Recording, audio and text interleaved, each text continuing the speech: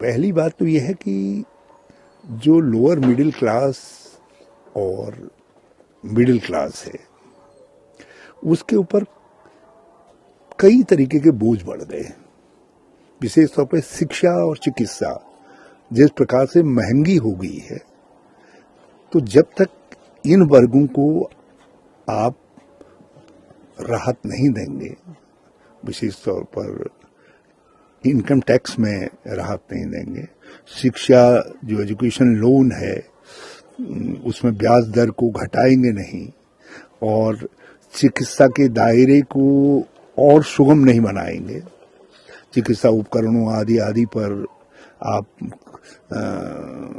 छूटे नहीं देंगे, तो ये चीज़ें जो मिडिल क्लास और लोअर मिडिल क्लास का बर्डन है वो घटेगा नहीं। और दूसरी बात यह है कि गरीबी बढ़ रही है। कैसा 9 साल से तुम बजट पेश कर रहे हो, गरीबी निरंतर बढ़ रही है और गरीब हो रहा है और असंतुलन पैदा हो रहा है। आप कुछ लोगों को अरबों खरबोंपति बना रहे हो, मगर वो आर्थिक विकास नहीं है। आर्थिक विकास तो वो है जिसके अंदर आम व्यक्ति की आमदनी बढ़े, उसकी खरीदने की ताकत बढ़े। आपने उसके खरीदने की ताकत संकुचित कर दी है। रुपये की कीमत गिरती जा रही है, देश के ऊपर कर्ज बढ़ता जा रहा है। जितना 2014 में कर्ज था, आज उसके 350 गुना ज्यादा खर्च है देश के ऊपर। आपका निर्यात घट रहा है, आयात बढ़ रहा है, असंतुलन पैदा हो रहा है। तो एक प्रकार से एक असंतुलित विकास जो देश का है, वो उसमें संतुलन कैसे पैदा करेंगे, ये बड़ी चुनौती है। जब तक वो संतुलन पैदा नहीं होगा तो देश की अर्थव्यवस्था डगमगाती रहेगी। देखिए, सबसे पहले मैं सीतारमण जी को बहुत बधाई दे रहा हूं, जो हमारे केंद्रीय वित्त मंत्री जी हैं, और माननीय मोदी जी के नेतृत्व में जिस प्रकार से 9वीं बार बजट प्रस्तुत कर रही है, ये एक रिकॉर्ड उनका बन रहा है।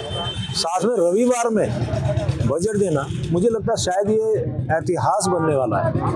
और इसके साथ साथ जिस प्रकार से माननीय मोदी जी ने जब कहा था ज्ञान, GYAN, जी का मतलब गरीब, Y का मतलब युवा, A का फॉर अन्नदाता, अन्नदाता मीन्स किसान, और N फॉर नारी, 4 सशक्त स्तंभ हैं जिसके आधार पर बजट हमेशा हमारे माननीय मोदी जी के नेतृत्व में बनता रहा है। और यदि ये स्तंभ के आधार पर बजट बनेगा तो स्वाभाविक रूप से बहुत अच्छा बजट, संतुलित बजट हम इसको कह पाएंगे। लेकिन हमारी भी अपेक्षा है, हम उत्तराखंड के लोग हैं, हमारी अपेक्षा है कि हमारे लिए कुछ हो।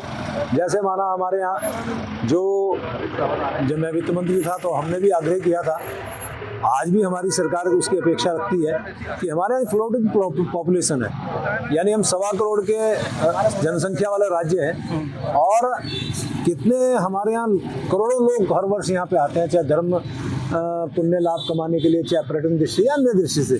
तो लगभग 6-7 गुना लोग बाहर से आते हैं। उनकी व्यवस्थाओं में कितना लगता है, आप समझते हैं। यहाँ कांवड़ यात्रा होती है, यहाँ पे 4 धाम यात्रा होती है, यहाँ पे अन्य यात्राएं होती है। साथ में फिर आप ये भी जानिए कि अब कुंभ आने वाला है, और इसके साथ साथ जो पर्यावरण दृष्टि से हमारा प्रदेश काम कर रहा है, इसमें यदि हमें कुछ मिलेगा तो निश्चित रूप से हम भी, क्योंकि उम्मीद लगाए बैठे हैं, और हमारा राज्य तो हमेशा पर्यावरण की दृष्टि से पूरे देश को, यानी 71% जहाँ वन हो तो पूरे प्रदेश को एक ऑक्सीजन देने का काम करता है, पूरे देश को भी ऑक्सीजन देने का काम करता है। तो उसका लाभ भी हमें मिलना चाहिए।